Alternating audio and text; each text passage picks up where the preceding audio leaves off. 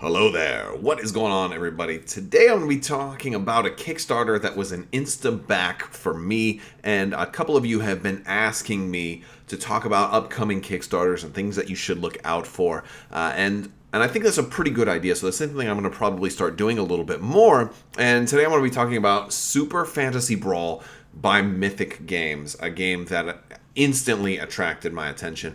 But I'm also going to talk to you a little bit about why I like this game and other games that were kind of like on my path to liking this game. So I'm going to talk about a few other games as well, and like why those kind of funnel into Super Fantasy Brawl, because this game was an insta-back for me. I think it's going to be a lot of fun, and I'll explain my reasoning for liking it and see if you guys happen to share it. There's not a whole lot of time because this is a real short Kickstarter, but I'm sure they'll probably have a late pledge or some other way to get it as well, because this is not one that you have to get on Kickstarter. So if you're watching this video in the future someday, this is something that you should be able to get through retail or other means. But Kickstarter is really a cool way to go for this one, because what they're doing is all the extras that you're going to get with Kickstarter are stuff that you can get in retail, but you're going to save a bundle if you back now. And if you go for the all-in bundle like I did, you're going to get everything for a much better value. You're going to save a lot of money. And I think that's really the direction that Kickstarter probably needs to start going, because there's so many games that I have been turned off to because maybe I missed the Kickstarter, and now I feel like, oh, I'm never going to be able to get the whole thing if I go retail. So it's like, I really want more companies to start doing this aspect where you can still get everything if you're late. It's not your fault that maybe you didn't know about this game. It's honestly people like my fault that you didn't know about this game because we didn't bring you the information. So don't punish the consumer for simply being unaware that there was this awesome project that was being crowdfunded. Instead, just reward those backers by giving them early product or discounted product, and that's good. But don't give them gameplay functionality that they can never ever get again. That becomes a little bit of a problem. Now, if it's a Kickstarter that you're going to launch again, that's another thing. But either way, Super Fantasy Brawl has a great looking model, and I'm going to talk to you about it because now this is a brawl style game, a fighting game, an arena combat game, like a beat 'em up game. And there's lots of games that are kind of in this vein of let's just, bang, bang, bang, and beat up each other, last man standing wins, that sort of thing. Those type of games are very, very fun. Now, it might not be like the Euro worker placement kind of strategy engine builder style game that you're down for all the time. And sometimes I'm down for those type of games. But then other times I just want a fun beat 'em up. You know what? I don't need as much strategy, although there is strategy. But maybe I just want a game that's just going to be fun. You know what? Fireball, throwing axes. Let's just beat each other up and play a game in a relatively quick amount of time and just have a good time. That's the itch that this game looks like it's going to scratch for me.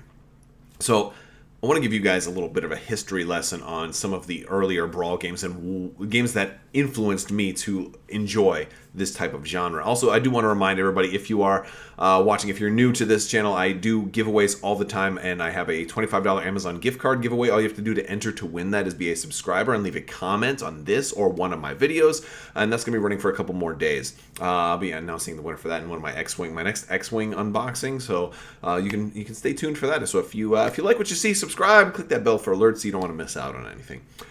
All right, so speaking of Star Wars, because I generally cover a lot of Star Wars stuff. You can tell with the shirt, right? Star Wars all the time, right? I'm a huge Star Wars fan, and that's one of the things that led me to create this channel. One of the first Star Wars board games I played was Epic Duels.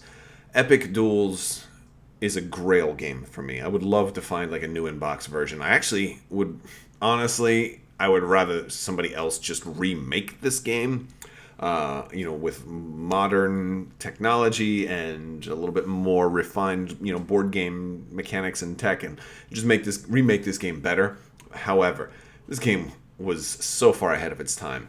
It was an awesome game where you picked one character from Star Wars and you'd have like a little side character. So you built like a small little team. Usually, like you might be Han Solo, but you'd have Chewbacca with you, or maybe you'd be like Yoda, but you'd have like a clone trooper with you, or something like that. And so you had your power character and your kind of your weaker character, or in some cases you'd have two characters that were balanced.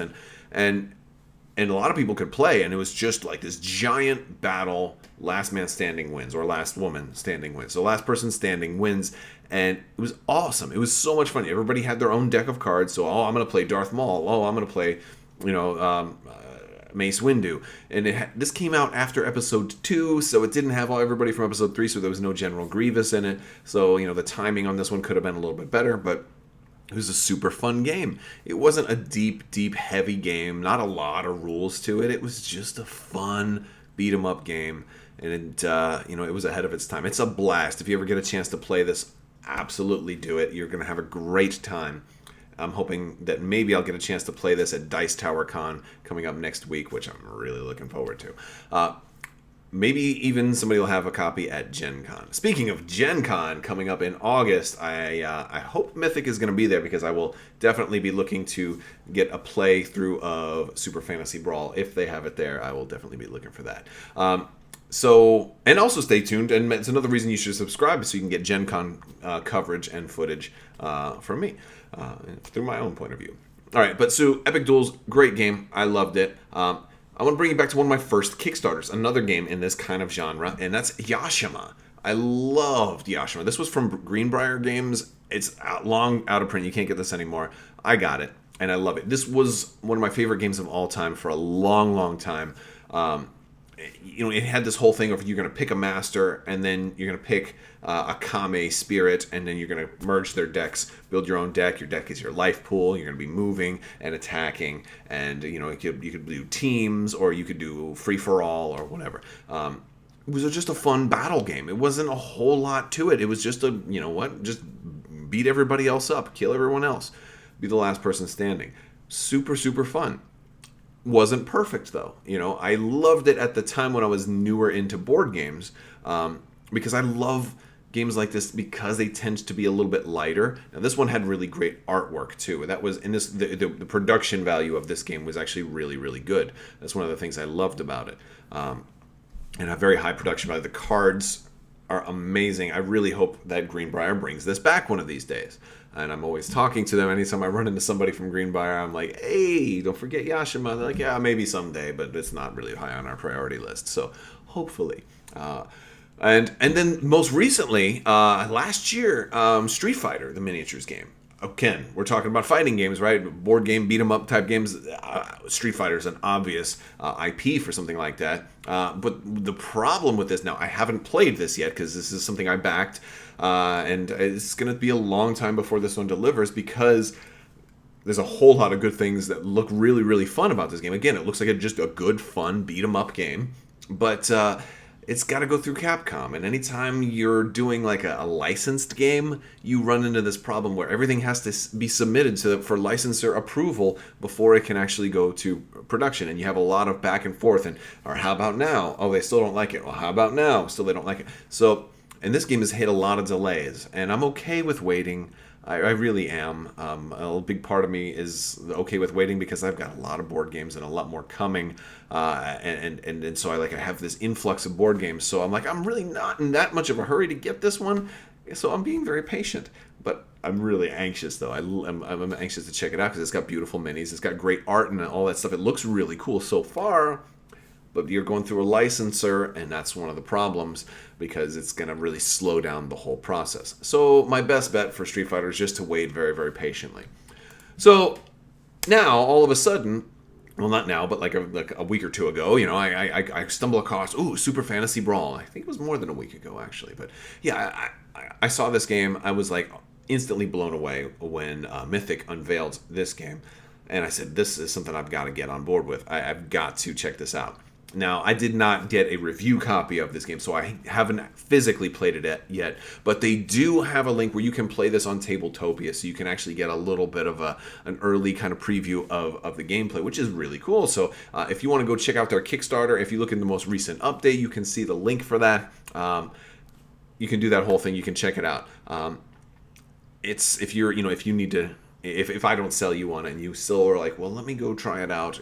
I'm not personally a big fan of playing board games on the computer, because for me, it's all about sitting down at the table and playing with somebody else and that whole social aspect. So I tend to shy away from A whole lot of the computer-based stuff. If I'm sitting at the computer, usually it's because I'm playing a computer game. But that's why I'm into board games, is for the social aspect. I like sitting around with friends and, oh, take that. Oh, like that's the sweet spot for me. But this game, first off, it does a lot of cool things. It succeeds where a lot of those other games fail, and that's a big thing for me. It's not rendering them completely obsolete, but it has its own take on a couple of things. It's their own IP. It's got great art. It really makes movement an important aspect, and that is one of I think the biggest things that make this game really stand out to me, because that's a problem in a beat-em-up game. You have all these spaces on this map you can move around, but if you're two melee characters, once you get into punching distance, there's no need to ever move again. Why do I want to move away so I can't hit you anymore? So this one actually makes really, really good use of movement. So we're going to talk about this a little bit. Now, it's got beautiful miniatures. It's got its own art. We're going to cycle through. We're going to go through a lot of images here because I'm going to show you some of the different characters and cards. And these minis look great too. Now, they are going to come unpainted. We do have some pictures of painted minis that I'll go through later on. But you've got a variety of different characters. Now, these characters remind me of typical fantasy characters. Of course, it's called Super Fantasy Brawl, so naturally fantasy's a part of it. Kind of, it feels a little bit in the style of WoW. I'm not trying to say that I don't think they're ripping WoW off. I think they're just pulling archetypal fantasy things. But since WoW is so popular, I think a lot of people are going to say, "Oh, it looks like WoW." Well, really, it looks like standard fantasy. A compilation of standard fantasy characters. You could easily say it's Dungeons and Dragons inspired, or it's inspired by a multitude of other fantasy genres out there. So that doesn't necessarily mean it's WoW, but I'm throwing WoW out there just because so many people are probably going to be familiar with WoW. And WoW represents a multitude of fantasy elements all kind of pushed together into one giant fantasy game, and so there is a relationship there, but not a direct. There's nothing like that's a direct copy or anything like that. But this is all their own stuff. And it looks really cool. You got a huge variety of different characters. And what's cool thing about this is you're going to be building your own team of three champions. And so that's really cool. And it's like this arena style game. And so first off, one thing that I always like to say is that, like, in a game, you should be able to lose and still have fun. And fun for me comes in a variety of different ways of playing. It's not just winning. Honestly, winning is actually pretty low. It's about pulling off a great combo, doing something really, really incredible, doing something unlikely, taking a path that nobody's ever taken before and actually maybe marginally succeeding with it. Or in the beginning of the game, if the setup isn't always the same, having a cool setup. And that's one of the things about building your own team, because you're going to be drafting heroes. So you'll lay them all out and you'll be like, all right, I'm going to take this guy. Oh, I'm going to take that guy. Oh, well, I'm going to take this guy to counter you. So when you build your team, you're already starting playing the game. And that's fun. It means every time, like, as soon as you sit down and start playing, you're having fun because, like, maybe I'm going to build a team of all, like, short people. Or, like, you're going to find a common theme, And as this game grows, they have a lot of plans for this game's future. So as more and more expansions eventually come out, and if you really want to, collect a lot of champions, you might eventually be able to build even more kind of like archetype teams. Like I might say, I'm going to build all dwarves. I'm going to build our runic dwarf and our warrior dwarf and our dwarf priest, or a dwarf mage, or a half dwarf, half orc, or something like that. I don't know. I don't want to. Those are things I just made up off the top of my head. But like what I'm saying is, as more and more stuff comes out, that really gives you a versatility of stuff that you can build a team around. Or you don't have to go with like a racial or an appearance-based team at all. You might, once you learn the game, you might be, I want to go with characters that all have reaction-type mechanics, or I want to go with all ranged attackers, or I want to go with all melee attackers, or I want to go with like the tankiest heroes, so you're not going to be able to whittle down, all of that stuff. So that's a really fun aspect to me, is that team building from the beginning. The art is awfully beautiful. I'm a big fan of the art here. It looks very, very good. It's kind of cartoonish, very bright and colorful, which is important to me. I love beautiful components. This game looks beautiful. It looks absolutely beautiful, so I love it. It'll be really fun to paint too. And the thing is, here's the cool thing. Sometimes I love games that have lots and lots of miniatures, but they also take forever to set up and tear down, right? Like this game's got like 12 miniatures in the base game, right, for your heroes. I think there's some more expansions, so you can get some more heroes than that. But like, it's not going to overwhelm you. If you're tempted to want to paint these guys, you can totally do it. Take your time doing it. It's not going to take you like 6 months to get them all painted. You could probably get them all at least marginally painted in a weekend. Right? And then maybe if you want to take your time and make them like super, super great, maybe like a full week or two. But I mean, like, I'm very kind of a mediocre painter, so for me, I could do them all in a weekend, and I'd be very, very happy with that. Although I might slow down and take my time with them. We'll have to see. We'll have to see. For me, it really depends on what kind of audiobook I have to listen to, and how much free time I have. Like, do I have a whole bunch of other reviews that I have scheduled, or do I actually have some free time in my schedule where I can just be like, hey, I can spend the next 3 days just painting. So you know what? Let's take my time on these. But I love that. The board is so good. I'll tell you, there's a couple of reasons why I'm saying the board is so good. It might just look like a standard game board. A game board is important for a game like this, like for some of the other games that I've played that led up to this. First off, Epic Duels had a ton of boards, so it was a lot more pieces.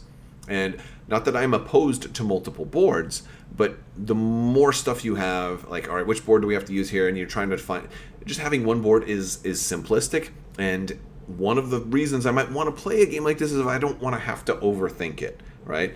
I'm not saying there isn't strategy, but like, I think when you can approach this game like from a totally beginner, this could be a great gateway game for people, and just keeping things kind of simple, at least up front, I'm a big fan of. But that's not really why I'm super, super excited about the board. But you'll see that there's these different colored hexes. Like, you've got blue colored hexes, red colored hexes, yellow colored hexes, and stuff like that. Well, you're not just killing everybody. You're getting challenges. You're getting victory points in this game. And while you can get points for defeating another champion, you can also get points by getting like these challenges. They're kind of like gaming achievements, and some of those might be like, oh, move your dudes into the yellow hexes, or move your dudes into the blue hexes, or something like that. So if you control an area, that counts as much as a kill, right? So now all of a sudden there's a real reason to move around the board, not just move around your enemies, but move around the whole board. And this is a big deal for me, because this is the first game that I saw that in this type of archetype that really, I feel, got movement right. Because now movement is is important. You're also going to be like laying traps at the beginning of the game too, so it's not always just going to be a straight shot from here to there. You might have to move around, and so a character's movement value is a lot more important. Like in other games that I've played, Yashima is a good example of it. Movement is not that important, and there's a debate, among folks who do play it, whether movement is important at all, because you could easily just say, once I get in a range, I don't ever have to move again. And there's an argument to be made for that in a lot of these types of games, where it's like, once we're both in punching distance, let's just stay in punching distance. Because even your ranged attacks, in most games, you can even make ranged attacks in close range, so just bunch up to each other and stay glued there and never leave. So in a game like this, where you're moving around the board and trying to also accomplish objectives, movement is actually really important, and that's going to make the game dynamic, and that's going to mean that person who doesn't want to complete the objectives, that just wants to pound on you, is not going to have to chase you down, and their movement is going to be important as well. So I love that. I just love the way that board is set up to have those objectives, and also with the traps, and like, I've got to move here, got to move there, and it's going to have terrain pieces. You can knock people into pillars and things like that. So I really like the way that the board is going to make movement a lot more important than in a lot of the previous games that I've played in this type of gaming archetype. So I love that. When you're building, drafting your heroes, each hero is going to have like a little mini deck of, I think, 6 cards, and you're going to take all 3 of your heroes' cards, you're going to shuffle them together, you're going to make a deck. You're not being overwhelmed by the number of cards they have. So again, remember I talked about kind of keeping it simple. I love that about this. You're going to have a simple subset of cards. You're not like, if you want to really like play this game a couple of times and really like, if you're going to, let me start over, because a lot of people that I know that play a lot of board games will like cycle through like that have hundreds of board games and stuff, they won't just sit there and play one game over and over and over again and really learn every single card in there. They'll play a game a couple of times, then move on, play some other stuff, then they'll come back to this game again like next month. I know a lot of gaming folks that will only play the same game like once every couple of months. And if you've got a whole deck of cards for each character, you're not going to memorize all of those cards. You might memorize the theme of certain heroes, but you're not going to, but with only 6 cards, it's a lot easier to memorize those cards and to kind of study it and to like develop a real strategy. But then again, you might not have to do that. But if you want to. Now, this is going to be great for somebody who doesn't have a whole lot of games, and this is maybe a game that you're going to play a lot. Like maybe you're going to play this with your friends every weekend. Okay? Now, because it's easier for you to learn every single card for each hero, you're going to be able to predict, you picked those 3 heroes, so I know what cards you have. And since you've already played all of your yellow cards, all right, I know what your red cards are, so you have a pretty good chance of being able to do this. So you can really strategize if you want to. I don't feel like that's a requirement to be able to play the game, but I think if you are looking for a game to add to a small collection that you're going to play a lot, it's definitely going to work for that. But I have a moderately large collection of games right now, and I'm fine with this. I don't feel like this is going to be overload. Some games that I've gotten, like GKR Heavy Hitters, is kind of like it's a hybrid. It's a little bit Brawl. It has this whole aspect where you're getting a whole deck for for whichever person you pick, but not only that you're getting a whole deck, you have to build the deck because you're getting a pool of like 120 cards and you have to build a 60 card deck out of it, and it has to meet these 7 criteria. And I'm like, so if I want to bring this to a game night and be like, hey everybody, pick a hero and let's play, then they have to okay, well first I have to understand what every one of these 120 cards do, then I have to build my own deck out of these, and if I don't build an efficient deck, I'm not going to have a good time. So I don't think games should require you to do that. I think games should come with decks for a hero pre-built that you don't have to modify, and that's what this does. I love that. I absolutely love that. So it's simple. It's small decks. You're not being overwhelmed with the amount of cards. I'm getting into like the smaller aspects of it, but I love that. And this is the achievement board or the challenge board where you're going to have your basically what are basically like achievements, and these are going to be randomized a little bit, so you might not have to get to the yellow objective every time, right? You're going to be all kinds of different things that you're going to go into, and we're just going to look at some more images for this game because I just think it's going to be a lot of fun. Again, haven't played it yet. Hoping to play it at Gen Con and sit down with the guys from Mythic and take a closer look at this as well as some other things that they have coming out. And of course they do have some painted pictures. I mean, they really got a great painter to paint these up. So this is kind of showing you how good they can look. And if you've seen in my Joan of Arc stuff, you've seen how really nice the quality of the miniatures they can produce are. And I want to point out the bases here too. The bases are these aren't customized base. It's going to come with that. That's a sculpted base. So that's really cool. You've got texture. You've got a little bit of fauna on there. Or flora. Fauna would be creatures, right? You always hear flora and fauna used together. I forget which one's which. Flora is anyway, I don't know. But no, they're nice looking bases. I love it. Look, she's got a trap right there on the base with her too. And these are kind of bigger miniatures. I think these are I don't know, 40, 45 millimeters, something like that. They're kind of big, not super huge, but they're a little bit of a larger scale. So they're gonna have some sustenance in your hand. You're gonna hold them. You're gonna feel like you've got a big old game piece, as opposed to the really small ones, which are good for big army on army gaming. But these are great looking. They'll be fun to paint. You got great little bases here. The tiger's really cool, really cool. Well, I'm digging the tiger. It reminds me of something from Hearthstone. I feel like I don't play WoW, so I don't know how close any of these are to specific characters or anything like that. But I know Hearthstone borrows a lot of stuff from WoW. But the whole Jade dagger, I think there's a Jade dagger in WoW. I don't know. But anyway, these are beautiful, and I really like them. And that's like a quick kind of rundown on Super Fantasy Brawl. There's not a lot of time left. This is a short Kickstarter. I think there's only 3 days left. So check the link in the description below and check out Mythic's latest Kickstarter for Super Fantasy Brawl. I would back it right away if I were you. I don't think you'll regret it. It's going to be a very, very fun game to play. And they have all kinds of cool extras. They got extra heroes you can get, a neoprene playmat. I'm really liking neoprene playmats lately for all my games. I realize at some point I'm going to run out of room to store all these neoprene playmats, but any game that you're really thinking you're going to want to play a lot, neoprene playmats are super fun. You just roll it out, you're good to go. You don't have to worry about folding up boards, putting them away, and it's cool. But they got a lot of little extras and stuff, and they're not really doing a whole lot of like, oh, we got hit this stretch goal, now you're gonna get this, and it's Kickstarter exclusive, and if you don't back, in time, you won't get it. Everything's gonna be available. So if you don't get the Kickstarter, if you're not able to get a late pledge in, you'll be able to get this again someday, but you might have to pay a little bit more for it. So you're gonna save a ton of money. You're gonna save a ton of money if you buy it on the on the Kickstarter.